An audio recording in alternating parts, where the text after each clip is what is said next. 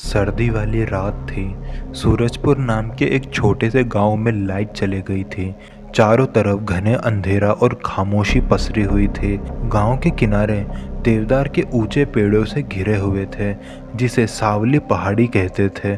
गांव वालों का कहना था कि आधी रात को उस पहाड़ी से एक अजीब सी धीमी घुरघुराहट की आवाज़ सुनाई देती है।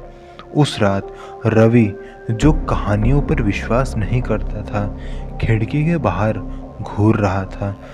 उसने उस चिर परिचित घुरघुराहट को सुना। इस बार वह आवाज़ पहले से ज़्यादा करीब और ज़्यादा डरावनी लग रही थी।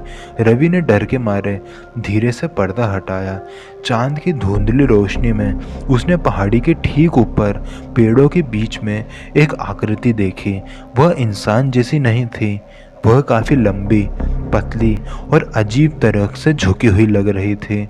उसका शरीर बिल्कुल काला था, जैसे वह अंधेरे से बनी हुई हो। सबसे भयानक बात तो ये थी कि उसकी आंखें एकदम बड़ी बड़ी थी।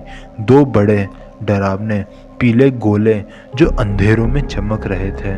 जैसे ही रवि ने सांस लेने की हिम्मत कही, वह आकृति धीरे धीरे मुड़ी। उसकी लंबी पतली उंगलियां हवा में ऐंठ गई और वह सीधे रवि के घर की तरफ देखने लगी। रवि के सीने में दहशत सी मच गई थी। वह आकृति, जिसे गांव वाले सांवली कहते थे, अब जमीन पर रेंगना शुरू कर चुकी थी। वह जमीन पर कम और हवा में ज़्यादा फिसल रही थी और उसकी घुरघुराहट अब एक डरावनी फुसफुसाहट में बदल चुकी थी। रवि ने आंखें बंद कर ली और कांपते हुए खुद को बिस्तर पर फेंक दिया।